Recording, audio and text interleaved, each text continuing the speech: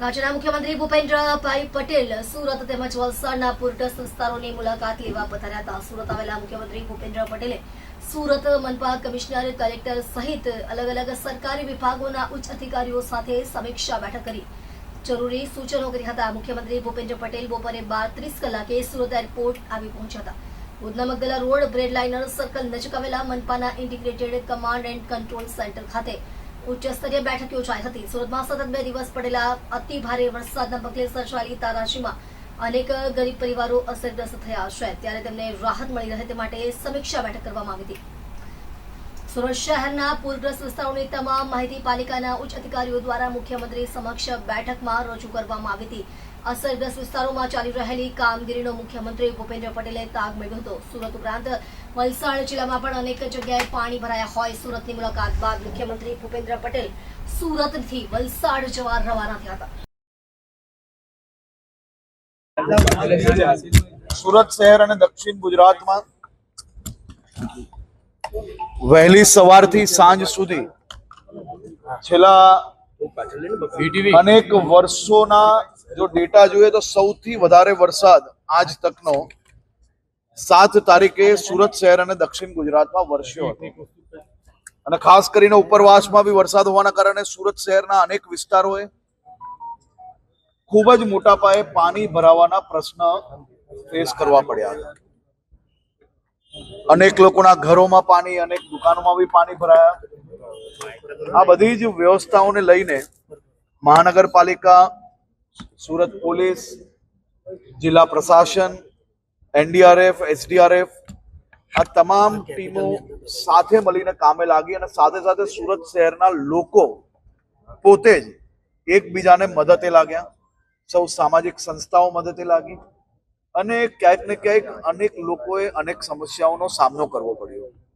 ખાસ કરીને આજે મુખ્યમંત્રીશ્રીએ આ રિવ્યુ બેઠક લીધી હતી અને પ્રશાસનને જે નહેરના કારણે અને ખાડીના કારણે જે પાણી ભરાવાનું જે કારણ જે ભૂતકાળમાં બી સામે આવ્યું હતું એ ફરી કેમ આવ્યું અને આવો ભવિષ્યની અંદર પ્રશ્ન ના ઉભો થાય તે માટે મુખ્યમંત્રીશ્રીએ મહાનગરપાલિકાને કહ્યું છે કે તાત્કાલિક એનું પ્લાન કરીને અમલમાં મૂકીને આ કામગીરી પૂર્ણ કરવી જોઈએ અને ભવિષ્યની અંદર અગર આની ઉપર કોઈ પ્રશ્ન આવ્યો તો અધિકારીઓ પર કડક પગલાં ભરવામાં આવશે.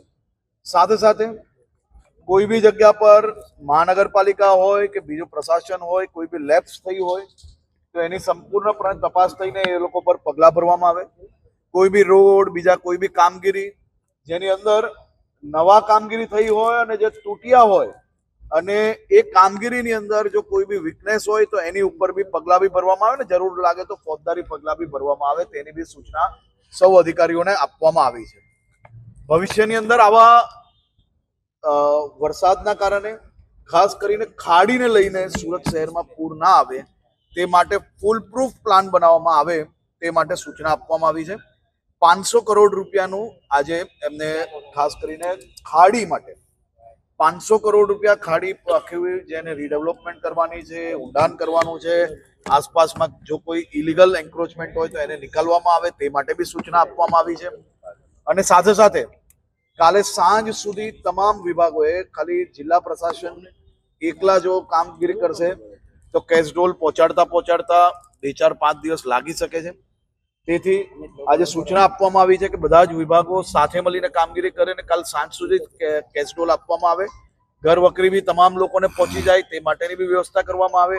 દુકાનોમાં, ઘરોમાં જે કોઈ નુકસાન થયું છે તેનું તાત્કાલિક સર્વે પૂર્ણ કરવામાં આવે. સર્વે પૂર્ણ કરતાની સાથે જ મુખ્યમંત્રી શ્રી રાજ્ય લેવલે એક બેઠક બોલાવીને જે નુકસાન થયું છે નુકસાનને કઈ રીતે રાજ્ય સરકાર મદદ કરી શકાય તે બાબતનું આવનારા સમયની અંદર ડિક્લેરેશન કરવામાં આવશે.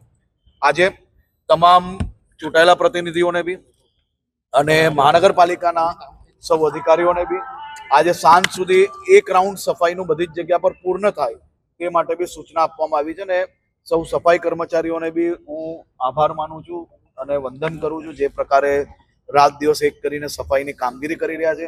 સૌ સુરતીઓને આભાર માનવો પડે કે જે કોઈ જગ્યા સુધી સરકારી તંત્ર પહોંચી શક્યું ત્યાં તો તમે સાથે મળીને કામ કર્યું જ છે, પણ અચાનક આટલો વરસાદ આવવાના કારણે જ્યાં ના બી પહોંચી શક્યા ત્યાં સુરતીઓએ એકબીજાને મદદ કરવાનું કોઈ મોકો ચૂક્યા નથી. તે બદલ બી આભાર.